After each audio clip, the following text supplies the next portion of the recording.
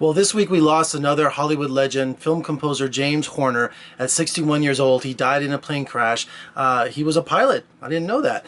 And people are saying, well, wait a minute, why are you talking about a film composer? It was a tragedy, but he was one of the most incredible film composers in movies. He's right up there with John Williams and Jerry Goldsmith. He composed over 100 scores in his career. Movies like Aliens, Star Trek II, The Wrath of Kahn, Hocus Pocus, Braveheart. He worked with Ron Howard a lot, Apollo 13. James Cameron, he worked with him on Avatar, and the best-selling soundtrack of all time, Titanic. He won the Academy Award, and for the song that he did with Celine Dion, My Heart Will Go On, and Joe Johnston and The Rocketeer, on and on and on. And one of my first gigs ever, even before I became a journalist, even before I went to film school, I was a lover of film scores. And there was a fanzine 25 years ago called Film Score Monthly. It's now an online magazine.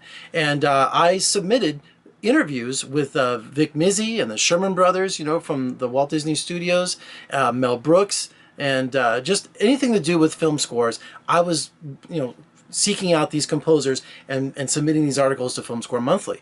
And one of my favorite scores of all time is from James Horner from Something Wicked This Way Comes, this Walt Disney film, the adaptation of Ray Bradbury's novel. And I remember seeing that first run in the theater, and that score just spoke to me.